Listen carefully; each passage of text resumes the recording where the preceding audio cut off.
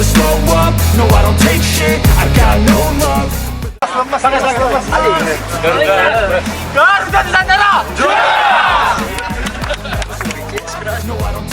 Sungguh bikin bangga, tidak hanya menjadi bintang di timnas Indonesia, Asnawi Mangkualam juga moncer di klubnya, JO6 Dragons FC. Ex-PSM Makassar itu tampil apik bersama klub di kasta kedua Liga Korea tersebut usai pindah dari Ansan Greeners FC. Sebelumnya, anak kesayangan Shin Tae-yong itu sudah mencuri perhatian saat pertandingan FIFA Matchday kontra Argentina pada Juni lalu. Namun pada pertandingan itu tak semua pemain mendapat pujian, ada pula pemain yang dihujat habis oleh netizen. Sadil Ramdhani merupakan salah satu pemain yang menanggapi hujatan warganet tersebut, attitude Sadil pun menjadi sorotan. Bahkan ia dianggap telah menyindir pemain keturunan di timnas Indonesia hingga dirumorkan akan bermain untuk Malaysia. Netizen pun memberikan pesan kepada Kapten Timnas Indonesia Asnawi agar tak melakukan hal serupa. Itu terlihat dari kolom komentar Instagram Asnawi. Di sisi lain, media asal Vietnam, Soha VN, ikut menyoroti hukuman yang diberikan Konfederasi Sepak Bola Asia kepada Timnas Indonesia U22 buntut keributan di final sepak bola SEA Games 2023. Mereka menyindir Timnas Indonesia U22 yang disangka akan lolos dari hukuman. Ya, AFC memang baru saja resmi mengumumkan hukuman untuk Indonesia dan Thailand atas keributan di final sepak bola SEA Games 2023. Untuk Indonesia, AFC memberi hukuman kepada 3 pemain dan 4 ofisial Timnas Indonesia U22. 3 pemain tersebut adalah Titan Agung, Komang Teguh, dan Taufani Muslihuddin. Lalu, asisten pelatih Timnas Indonesia U22, Sahari Gultom, dan 3 ofisial yakni Ahmad Nizar Caesarianur, Muhni Toit Sarnadi, dan Tegar Diopta Andias, juga terkena sanksi. Titan Agung dan Komang Teguh mendapat hukuman dilarang main dalam 6 pertandingan, plus denda sebesar $1.000 Amerika atau sekira 14,9 juta rupiah. Keduanya dianggap melanggar pasal 47 dan 38(2)(4) tentang Kode Etik Disiplin dan Etik AFC. Sementara itu, Taufani Muslihuddin, Ahmad Nizar, dan Muhni disanksi tak bisa bersama tim dalam 6 pertandingan. Lalu, untuk Sahari Gultom dan Tegar Diopta Andias, keduanya mendapatkan sanksi tak bisa bersama tim dalam 6 pertandingan plus denda $1.000 Amerika atau sekira 14,9 juta rupiah. Selain di pihak Timnas Indonesia U22, kubu Thailand U22 juga mendapat sanksi serupa dari AFC. Bahkan, sanksi untuk Thailand lebih berat karena turut diberikan juga kepada Federasi Sepak Bola Thailand. Keputusan itu jadi sorotan media Vietnam. Mereka menyoroti para pemain dan staf Timnas Indonesia U22 yang terbebas sanksi dari PSSI tetapi malah kena dari AFC. Dikira lolos dari hukuman, para pahlawan SEA Games ke-32 Indonesia itu tetap mendapat hukuman berat dari AFC, tulis Soha VN, dikutip Jumat, 14 Juli 2023. Pemain asal Belanda, Mauro Sijilstra jadi pemain keturunan terbaru yang dikabarkan akan naturalisasi untuk Timnas Indonesia. Minimnya pilihan untuk posisi pemain depan di tim Garuda jadi salah satu alasan kenapa sang wonderkid 19 tahun asal Belanda dikaitkan dengan skuad asuhan Shin Tae-yong. Rafael Struijk sudah dinaturalisasi namun terlalu bergantung padanya tentu bukanlah langkah yang bijak. Ia baru berusia 20 tahun dan meski sudah menunjukkan penampilan menjanjikan dari 2 pertandingan di FIFA Matchday Juni 2023 lalu, Struijk masih terlalu muda. Lagi pula penggawa Ado Den Haag tersebut bukanlah seorang striker murni mengingat posisi terbaiknya adalah penyerang sayap kiri. Itulah kenapa sosok Sijilstra dibutuhkan untuk dipanggil ke Timnas Indonesia. Mauro Sijilstra lahir di Belanda pada 9 November 2004 dari ibu asal Belanda dan ayah berdarah Indonesia. Melansir info dari Voetbal Talent Nealis, ayah Sijilstra punya akar dari Bandung, Jawa Barat, dari pihak ibu. Seperti anak Belanda kebanyakan, Sijilstra bercita-cita menjadi pemain sepak bola profesional dan sejak usia belia tekun belajar di akademi-akademi kesebelasan negeri Tulip. Ia mengawali karirnya di dunia sepak bola dengan bergabung bersama AS Alkmaar. Pada 2019, Sijilstra hijrah ke Akademi AFC 018 Amsterdam.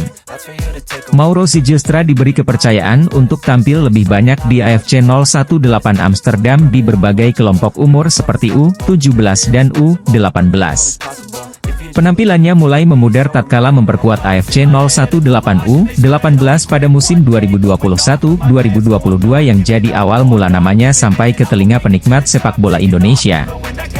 Di musim tersebut Mauro sukses mengemas 18 gol dan 11 assist namun ditempatkan di posisi gelandang serang sebagai alternatif. Di posisi itu ia membukukan 12 gol dan 5 assist dari 9 laga yang dilakoninya yang menunjukkan ia tidak hanya cocok dipasang sebagai penyerang tengah. Perjalanan karir Sijilstra yang baru seumur jagung kemudian berlanjut ke Akademi NEC Nijmegen yang mengajaknya bergabung pada 2022-2023 lalu. Berbeda dengan di musim lalu bersama AFC 018 Amsterdam, ia belum mendapatkan menit bermain yang banyak namun wajar karena dimasukkan dalam tim U21. Musim lalu Sijilstra hanya memberikan kesempatan main di 7 laga. Dari ke-7 laganya di semua kompetisinya itu, ia mengemas 3 gol. Ia hanya diberikan kesempatan main penuh selama 90 menit di 2 laga Divisi 2 musim gugur U21 kontra FC Den Bosch U21 dan Vitesse Arnhem U21. Meski belum menjadi pilihan utama di skuad asuhan Jeffrey Leiwakabesi, Mauro tampil gemilang di laga melawan VVV Venlo U21. Di laga tersebut ia mencetak 3 gol alias hat-trick dan menjadi pahlawan kemenangan penembakan.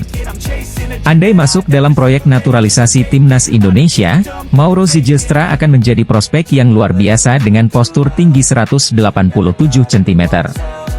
Usianya yang masih muda pun bisa membuatnya masuk ke dalam berbagai level skuad.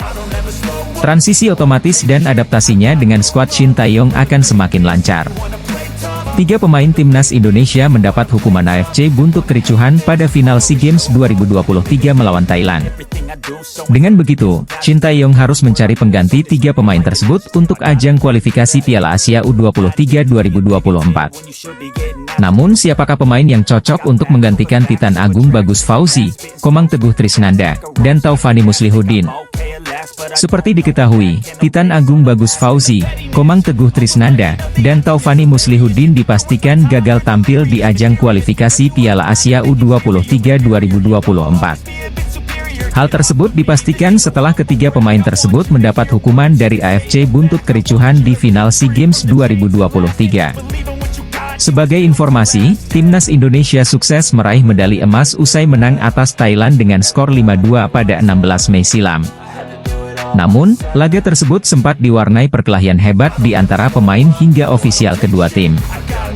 Atas tindakan insiden tersebut Titan Agung Bagus Fauzi, Komang Teguh Trisnanda, dan Taufani Muslihuddin mendapat sanksi larangan tampil pada 6 pertandingan yang diakui oleh AFC.